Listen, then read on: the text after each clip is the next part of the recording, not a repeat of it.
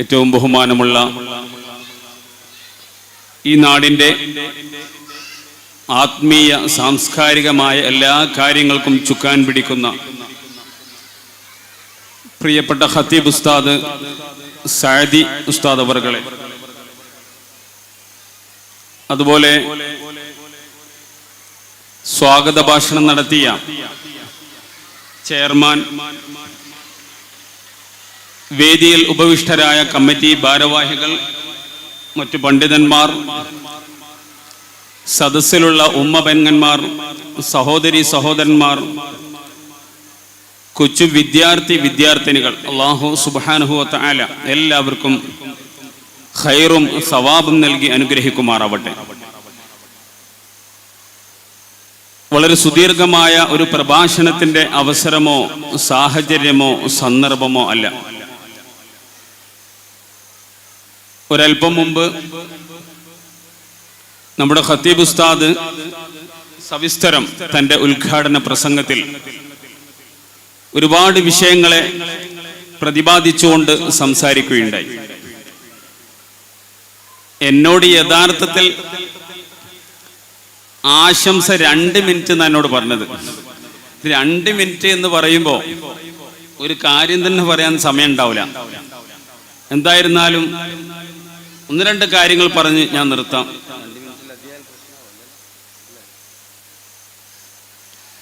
സഹോദരങ്ങളെ, ഞാൻ ആദ്യം തന്നെ നിങ്ങളോട് ഒരറിവ് പറയാനാണ് ആഗ്രഹിക്കുന്നത്. നല്ലൊരു അറിവ് പറഞ്ഞു തരട്ടെ നിങ്ങൾക്ക്. ആരും സപ്പോർട്ട് പറയുന്നില്ലല്ലോ, പറഞ്ഞു തരട്ടെ. അതെ, എൻ്റെ സഹോദരിമാർക്കും അതുപോലെ തന്നെ ഈ സദസ്സിൽ ഒരുമിച്ച് കൂടിയ എൻ്റെ രക്ഷിതാക്കൾ, അതുപോലെ തന്നെ യുവാക്കൾ, കൊച്ചനുജന്മാർ, കൊച്ചനുജത്തിമാർ, എല്ലാവർക്കും ആദ്യം ഒരറിവ്. മദ്ഹുർ റസൂലാണ് ഇവിടെ പറയേണ്ടത്. അതിൻ്റെ മുന്നോടിയായി ഒരു പ്രധാനപ്പെട്ട ഒരു ഇൽമ് പറയാനാണ് ഞാൻ ആഗ്രഹിക്കുന്നത്. ബാങ്ക് കേൾക്കുന്ന സമയത്ത് എൻ്റെ ഹൃദയത്തിൽ തട്ടിയാണ് ഞാൻ നിങ്ങളോട് സംസാരിക്കുന്നത്. പള്ളിയിൽ നിന്ന് അല്ലാഹു അക്ബർ എന്ന മന്ത്രധ്വനി കേൾക്കുമ്പോൾ എൻ്റെ പൊന്നു സഹോദരിമാരോടും എൻ്റെ പൊന്നു യുവാക്കളോടും, എൻ്റെ കരളിൻ്റെ കഷ്ണങ്ങളായ യുവാക്കളോടും രക്ഷിതാക്കളോടും ചെറിയ മക്കളോടൊക്കെ എനിക്ക് പറയാനുള്ളത് മിണ്ടരുതേ എന്നുള്ളതാണ്. ബാങ്ക് കേട്ടാൽ ഉടനെ പറയണം മർഹബാ എന്ന് പറയണം. എന്താ പറയേണ്ടത്? മർഹബാ, മർഹബൻ ബിൽ അദാൻ, ബാങ്കിന് സ്വാഗതം. മർഹബൻ ബിൽ മുഅദ്ദിൻ, ബാങ്ക് കൊടുക്കുന്ന മുക്രി ഉസ്താദിന് സ്വാഗതം. അല്ലാഹു അക്ബർ എന്ന് പറയണം. ഇങ്ങനെ പറഞ്ഞാൽ അയാളുടെ അക്കൗണ്ടിലേക്ക് 1000 ഹസനാത്തുകൾ എഴുതപ്പെടുമെന്ന് മഹാന്മാർ പഠിപ്പിക്കുന്നുണ്ട്. അയാളുടെ 1000 തിന്മകളെ ആ സ്പോട്ടിൽ അല്ലാഹു തആല മായ്ച്ചു കളയുമെന്നും മഹാന്മാർ നമ്മെ പഠിപ്പിക്കുന്നുണ്ട്. അപ്പോൾ ഒരൊറ്റ അറിവ് കിട്ടിയില്ലേ? ആ ഒരു അറിവ് നിങ്ങളുടെ ജീവിതകാലം, മരണം വരെ നിങ്ങൾ അത് കൊണ്ടു നടക്കണം. അല്ലാഹു തൗഫീഖ് ചെയ്ത് അനുഗ്രഹിക്കുമാറാവട്ടെ. എന്താ പറഞ്ഞത്? മർഹബ എന്ന് പറയലോടുകൂടെ നമ്മൾ എല്ലാത്തിനും ഒരു മർഹബയുണ്ട് ഇല്ലേ? ഈ സമ്മേളന, ഈ റബീഉൽ അവ്വലിന്റെ ഈ നല്ല സദസ്സിലേക്ക് നമ്മൾ കടന്നു വരുമ്പോൾ ഒരു വെൽക്കം, ഒരു മർഹബയില്ലേ? മർഹബ എവിടെയുണ്ട്? ഒരു കല്യാണ പന്തലാണെങ്കിൽ ആ പന്തലിന്റെ ഉള്ളിലേക്ക് കടക്കുമ്പോൾ അവിടെ മർഹബ, വെൽക്കം എന്ന് എഴുതി വെക്കൂ അല്ലെ? സ്വാഗതം. എന്നാൽ എൻ്റെ സഹോദര, ലോകത്തിന്റെ എല്ലാ ഭാഗങ്ങളിൽ നിന്നും 24 മണിക്കൂർ അല്ലാഹു അക്ബർ, അല്ലാഹു അക്ബർ എന്നുള്ള റബ്ബിന്റെ മന്ത്രധ്വനി കേൾക്കുമ്പോൾ എൻ്റെ സഹോദര, അറിയാതെ പറയണേ മർഹബൻ ബിൽ അദാൻ, ബാങ്കിന് സ്വാഗതം എന്ന് പറയണേ. എൻ്റെ പൊന്നു പെങ്ങളെ, എൻ്റെ ഹൃദയത്തിൽ തട്ടിയാ ഞാൻ സംസാരിക്കുന്നത്. നിങ്ങളുടെ അകത്തളങ്ങളിൽ നിന്നും, നിങ്ങളുടെ വീടിന്റെ അകത്തളങ്ങളിൽ നിന്ന് നിങ്ങൾ എന്ത് സംസാരിക്കുകയാണെങ്കിലും കാരക്കുന്ന് പള്ളിയിൽ നിന്ന് ബാങ്ക് അങ്ങ് കേട്ടാൽ പിന്നെ എല്ലാം സ്റ്റോപ്പാക്കണേ. പിന്നെ തമാശ പറയരുതേ, കളി പറയരുതേ. പരിശുദ്ധ ഖുർആൻ ഓതുന്ന മനുഷ്യൻ പോലും ബാങ്ക് കേട്ടാൽ നിർത്തണമെന്നല്ലേ ഹബീബ് റസൂലുള്ളാഹി സ്വല്ലല്ലാഹു അലൈഹി വസല്ലമ തങ്ങൾ നമ്മെ പഠിപ്പിച്ചത്. മൻ തകല്ലമ ബികലാമിദ് ദുനിയാ ഇൻദൽ അദാൻ.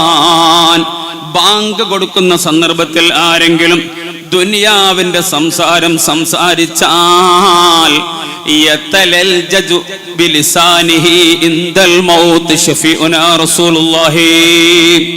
ഹബീബായ മുഹമ്മദുർ റസൂലുള്ളാഹി സ്വല്ലല്ലാഹു അലൈഹി വസല്ലമ തങ്ങൾ പറയുകയാണ്, അവൻ മരിക്കുന്ന അവന്റെ സക്കറാത്തിന്റെ വലി വലിക്കുമ്പോ ആ സമയത്ത് മലക്കുൽ മൗത്ത് അസ്റായീൽ അവന്റെ റൂഹിനെ പിടിക്കുമ്പോ അവന്റെ നാവ് പടപടാ പടക്കുമെന്ന് ഹബീബായ റസൂലുള്ളാഹി. അവന് കലിമ ചെല്ലാൻ പറ്റൂല. അവന് പിന്നെ നല്ല നിലക്ക് ലാ ഇലാഹ ഇല്ലല്ലാഹ് എന്ന കലിമത്തു തൗഹീദ് ഉച്ചരിച്ച് മരിക്കാൻ അവന് സാധിക്കൂല എന്ന് ലോകൈക ഗുരുവാ നമ്മെ പഠിപ്പിച്ചത്. അതുകൊണ്ട് എന്റെ ഹൃദയത്തിൽ തട്ടി ആദ്യമേ നിങ്ങളോട് പറയുകയാണ്, ബാങ്ക് കേൾക്കുമ്പോ ഒരു സന്തോഷം വരണേ. മനസ്സാകുന്ന മാണിക്യ കൊട്ടാരത്തിൽ തന്റെ സുഹൃത്താണ്, തന്റെ ചങ്ങാതിയാണ്, തന്റെ ഹബീബത്താണ്, എന്റെ ചങ്ങാതിച്ചിയാണ്, ഞാൻ അവളോടൊന്ന് സംസാരിക്കട്ടെ എന്ന് പറഞ്ഞുകൊണ്ട് ബാങ്ക് കേട്ടാ പിന്നെ സംസാരിക്കാൻ നിൽക്കല്ലേ. റബ്ബിന് കൊടുക്കണേ നിന്റെ ഉത്തരം. ഹയ്യ അലസ്സലാ, നിസ്കാരത്തിലേക്ക് വരൂ എന്ന് പറയുമ്പോ മനസ്സാകുന്ന മാണിക്യ കൊട്ടാരത്തിൽ നിന്ന് അറിയാതെ ഒരു വിളിയാളം വരണേ. അതേ, നിസ്കാരത്തിലേക്ക് വരണേ, വിജയത്തിലേക്ക് വരണേ എന്ന് കാരക്കുന്ന് പള്ളിയിൽ നിന്ന് ബാങ്കിന്റെ മന്ത്രധ്വനികൾ നമ്മുടെ ചെവികളിലേക്ക് അലയടിക്കുമ്പോ എന്റെ സഹോദരങ്ങളോട് എനിക്ക് പറയാനുള്ളത്, മനസ്സിന്റെ മാണിക്യ കൊട്ടാരത്തിൽ നിന്ന് അറിയാതെ ഒരു വിളിയാളം വരണം. എന്താണെന്നറിയോ? അതേ അല്ലാ, ഞാൻ നിസ്കാരത്തിലേക്ക് വരാം, ഞാൻ വിജയത്തിലേക്ക് വരാം. എനിക്കെന്റെ ഭാര്യയെ പരിചയമില്ല, എനിക്കെന്റെ സഹോദരിയെ പരിചയമില്ല, എനിക്കെന്റെ മക്കളെ ഈ സമയത്ത് പരിചയമില്ല, എന്റെ കൂട്ടുകാരെ പരിചയമില്ല, എന്റെ സഹോദരിമാരെ, എന്റെ കൂട്ടുകാരികളെ എനിക്ക് പരിചയമില്ല. എനിക്ക് ഇപ്പോൾ പരിചയം നിന്നെ മാത്രമാണ്. ഇതായിരിക്കണം എന്റെ സഹോദരിമാരെ, സഹോദരന്മാരെ, നിങ്ങളുടെ മനസ്സാകുന്ന മാണിക്യ കൊട്ടാരത്തിലേക്ക് വരേണ്ട ചിന്തയെന്ന് ഈ സമയത്ത് ഞാൻ ഉണർത്തുകയാണ്. ഹബീബായ മുഹമ്മദുർ റസൂലുള്ളാഹി സ്വല്ലല്ലാഹു അലൈഹി വസല്ലം തങ്ങൾ ബിലാലിന്റെ ബാങ്ക് അങ്ങ് കേട്ടാൽ ആയിഷ ബീവി പറഞ്ഞത് നിങ്ങൾക്കറിയില്ലേ? ആയിഷ ബീവിയോട് സ്വഹാബത്ത് ചോദിക്കുന്നുണ്ട്, ഓ ആയിഷ ഉമ്മാ, എങ്ങനെയായിരുന്നു ഹബീബിന്റെ വീട്ടിലെ ജീവിതം എന്ന് ചോദിച്ചപ്പോ ഞങ്ങളോട് കഥ പറയും, ഞങ്ങളോട് തമാശ പറയും, ഞങ്ങൾക്ക് എല്ലാ കാര്യത്തിലും സഹകരിക്കും. പക്ഷേ ബിലാലിന്റെ ബാങ്ക് മദീനത്തെ പള്ളിയിൽ നിന്ന് കേട്ടാൽ ഹബീബിന് പിന്നെ ഞങ്ങളെ പരിചയമില്ല.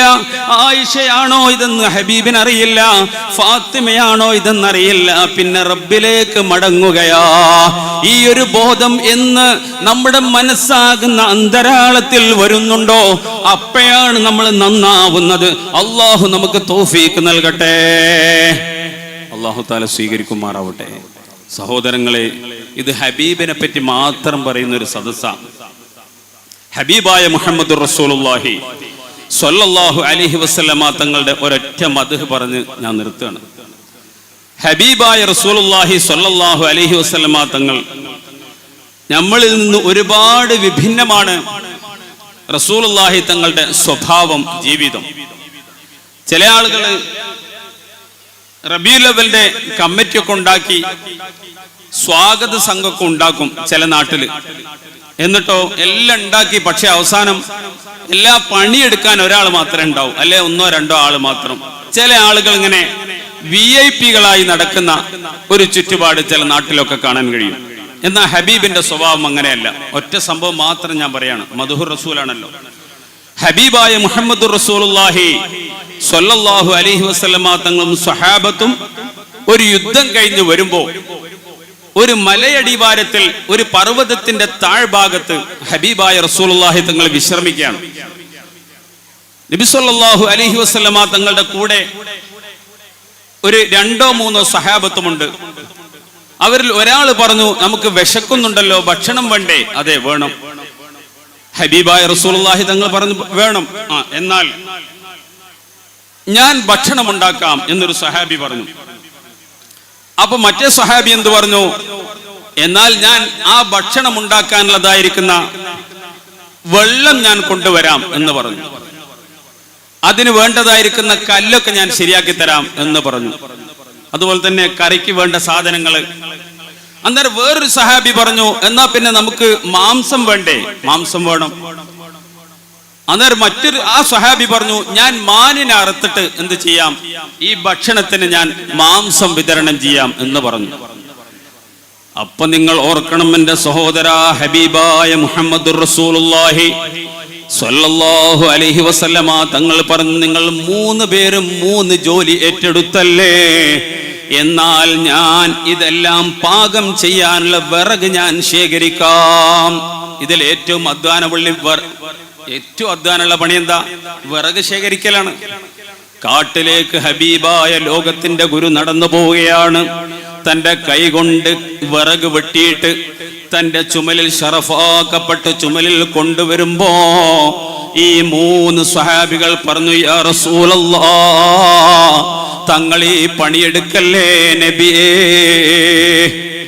അപ്പൊ ഹബീബാ നബി പറഞ്ഞു, ഞാൻ നിങ്ങളിൽ നിന്ന് വിട്ടു നിൽക്കാൻ ആഗ്രഹിക്കുന്നില്ല. ഞാൻ നേതാവെന്ന് പറഞ്ഞാൽ റഈസുൽ ഖൗമി ഖാദിമുഹും, നേതാവെന്ന് പറഞ്ഞാൽ ആ ജനതയുടെ നേതാവെന്ന് പറഞ്ഞാൽ അവരുടെ സേവകനാണ്.